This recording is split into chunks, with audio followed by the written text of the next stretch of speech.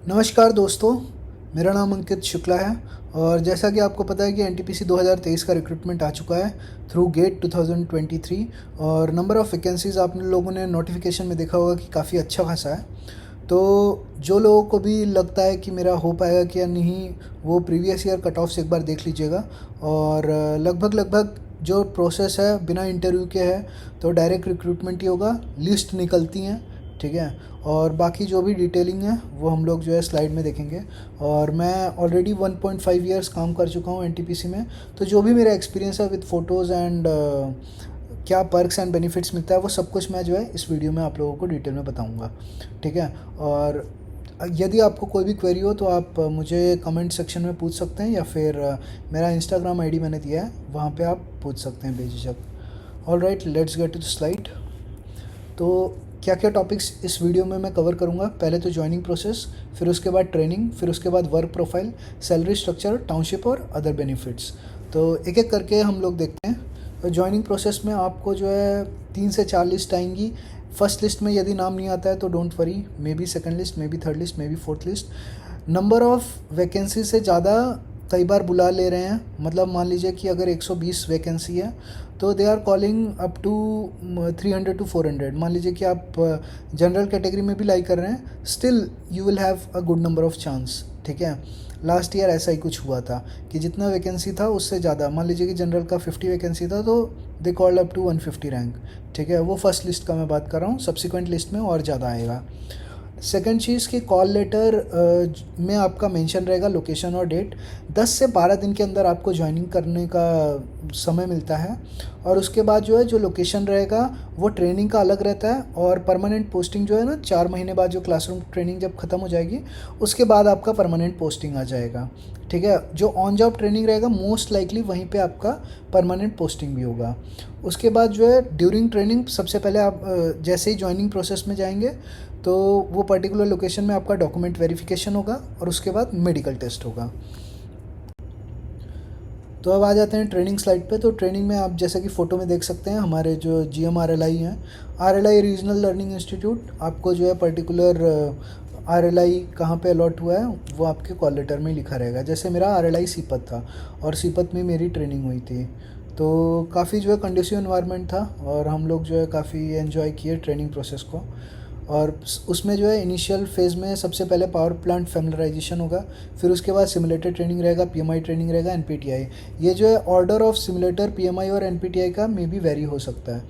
और NPTI जो है फरीदाबाद में होगा और PMI जो है दिल्ली में होता है। सिमुलेटर ट्रेनिंग जो है सोलापुर और सीपत और एक और लोकेशन मुझे याद नहीं आ रहा है, वहाँ पे होता है। टोटल क्लासरूम ट्रेनिंग का ड्यूरेशन जो रहता है वो 4 मंथ्स का रहता है अप्रॉक्स, और बाकी जो है ऑन जॉब ट्रेनिंग रहेगा, ठीक है। और पूरा जो ट्रेनिंग आप रहते हैं वो 1 साल का रहता है, ठीक है। और आप सारी फैसिलिटीज़ जो टाउनशिप में रहती है वो एंजॉय कर सकते हैं वहाँ पे। नेक्स्ट, तो वर्क प्रोफाइल के बारे में बात करते हैं। तो इनिशियली जो है आप 5 साल तक ऑपरेशन डिपार्टमेंट में पोस्टेड रहेंगे। यूजुअली जितने भी इलेक्ट्रिकल और मैकेनिकल इंजीनियर्स हैं वो सब के सब कंट्रोल रूम में रहेंगे। मैं इलेक्ट्रिकल इंजीनियर हूँ तो मैं वहाँ पे काम कर चुका हूँ ड्यूरिंग माई OJT और उसके बाद भी। और बहुत ज़्यादा चीज़ें हैं सीखने को वहाँ पे, बहुत ही मेगा स्ट्रक्चर है। टरबाइन है, बॉयलर सेक्शन है और जनरेटर है, और पूरा ओवरऑल प्लांट ही बहुत ज़्यादा बड़ा है। तो आपको सिर्फ क्लासरूम ट्रेनिंग इनफ नहीं है, स्कीम ट्रेसिंग आप OJT में करेंगे, देखेंगे कि स्टीम का कनेक्शन, वाटर का कनेक्शन, ऑयल का कनेक्शन किस प्रकार से है, कौन सा वॉल्व, मेजर वॉल्व्स कहाँ पे लोकेटेड हैं। जो बॉयलर फीड पंप्स बड़े बड़े हैं वो अपने आप में ही एक बड़े से स्ट्रक्चर्स हैं। और फिर जब आप कंट्रोल रूम में आएंगे तो कंट्रोल रूम में trouble shooting, monitoring of overall unit करना रहता है। मतलब देखना रहता है कि कौन से पैरामीटर सब बराबर चल रहे हैं कि नहीं, लोड कम ज़्यादा करना पड़ सकता है according to demand, frequency monitor करना है, बहुत सारी चीज़ें हैं जो मॉनिटर करनी है। मैं बस ऊपर ऊपर से आपको बस एक ओवरव्यू दे रहा हूँ, टेक्निकल वर्ड्स मैं यूज़ नहीं करना चाहता हूँ बिकॉज वो आप लोगों को समझ में नहीं आएगा। वर्क आवर्स जो रहेंगे वो शिफ्ट में रहेंगे, 2 days morning, 2 days evening, 2 days night, 1 day is of and 1 day is general. General shift में आपको कुछ घंटे के लिए ट्रेनिंग में जाना पड़ सकता है, but punch in punch out अभी मैंडेटरी कर दिया है। सारे ड्यूरेशन में आपको पंच इन पंच आउट करना है। मैं विंध्याचल प्लांट में था तो 7 डेज़ मॉर्निंग, 7 आवर्स की मॉर्निंग, 8 आवर्स की इवनिंग और 9 आवर्स की नाइट होती थी। और जितने भी प्लांट हैं वो सब के सब रिमोट लोकेशन में पोस्टेड हैं। लोकेटेड हैं। तो आपको जो है ये ज्वाइनिंग के वक्त थोड़ा ध्यान देना है कि आपको रिमोट लोकेशन चलेगा कि नहीं, वो मैं आगे टाउनशिप में भी कवर करूँगा। तो आगे बात करते हैं सैलरी स्ट्रक्चर और प्रमोशन की। तो जैसे ही आप ज्वाइन करेंगे, आप एग्जीक्यूटिव इंजीनियर ट्रेनी रहेंगे ड्यूरिंग 1 ईयर, तो 40,000 बेसिक रहेगा और आपकी जो सैलरी का स्ट्रक्चर रहेगा वो basic plus 17.5% cafeteria allowance plus variable D है जो कि 45% आसपास चल रहा है, और पीएफ और टैक्स कटेगा। तो देखिए इन सब में मैं एक ही चीज़ बोलूँगा कि मैं सैलरी यहाँ पे रिवील नहीं करना चाहता हूँ। ये प्रेजेंटेशन है जो कि यूट्यूब पे कोई भी देख सकता है, और salary over the time change भी होती रहती है। तो आप जो है कैलकुलेट कर लीजिएगा रफली। और E2 लेवल पे जैसे ही आप आएंगे तो इमीडिएट ट्रेनिंग आपको 1 साल के बाद प्रमोशन मिल जाता है। जैसे ही आपका ट्रेनिंग ख़त्म होगा आप E2 कर दिए जाएंगे, ठीक है, आफ्टर असेसमेंट्स। तो 50,000 बेसिक हो जाएगा, 35% कैफेटेरिया आपका पूरा मिलेगा, डीए मिलेगा, पेट्रोल अलाउंस मिलेगा, और टैक्स डिडक्शन और पीएफ डिडक्शन होंगे। तो एक अच्छी खासी सैलरी यहाँ पे बन जाती है आफ्टर ट्रेनिंग, ठीक है। और आपको जो है फिर रहने को एच आर ए यहाँ पे नहीं मिलता है, आपको जो है रूम अलॉट कर दिए जाएंगे। पहले आप हॉस्टल में रहेंगे during training, after training you will be allotted proper quarters. Promotions जो है 3 से 4 साल के ड्यूरेशन में होते हैं। तो जैसे E2 जो है इंजीनियर पोस्ट है, E3 assistant manager, E4 manager, फिर E5 जो है सीनियर मैनेजर, ऐसे E4 is deputy manager, E5 is manager, मैंने गलत लिख दिया यहाँ पे, तो ऐसा है। और फिर जो अदर पर्क्स और अलाउंसेस हैं यहाँ पे बेनिफिट्स, तो उसमें देख सकते हैं कि अच्छी खासी आपको लीव्स मिलेगी गवर्नमेंट की, मेडिकल फैसिलिटीज़ रहेगा, टाउनशिप फैसिलिटी, टाउनशिप और मेडिकल फैसिलिटी और लीव्स में एक्सक्लूसिव कवर किया हूँ। कार लोन मिलेगा सर्टेन 8 lakhs का, कुछ ऐसा रहता है कि बेसिक का कुछ सर्टेन टाइम्स रहता है, I don't remember exactly. HBA रहेगा, हाउस बिल्डिंग अलाउंस, तो वो आपको बल्क में 40 lakhs, मोर देन 40 lakhs यहाँ पे मिल जाता है। लैपटॉप अलाउंस 60,000 एवरी 3 years, उसको जो 90,000 करने वाले हैं इन लोग अपकमिंग ईयर्स में। फ़ोन लेने के लिए भी 40,000 के अप्रॉक्स मिल जाता है every 2 years। Brief case allowance 5,000 मिल जाता है, यदि आप मैरिज करते हैं तो मैरिज का गिफ्ट भी मिलता है। तो ऐसे छोटे मोटे चीज़ें आपको मिलती रहेंगी। बाकी फ़र्नीचर अलाउंस है 5 years पे मिलेगा, जो कि अप्रॉक्स 70,000 है E2 पे। ऑलराइट, तो लीव्स में देखिए 12 CL मिलेगा, 6 RH मिलेगा, 30 CL, 20 HPL और 3 जो है सैटरडे अलाउंस लीव या स्पेशल अलाउंस लीव बोलते हैं। ये जो है SAL आपको केवल और केवल ऑपरेशन डिपार्टमेंट में मिलता है, और ऑपरेशन डिपार्टमेंट में नहीं, आप प्लांट में रहते हैं तो मिलता है।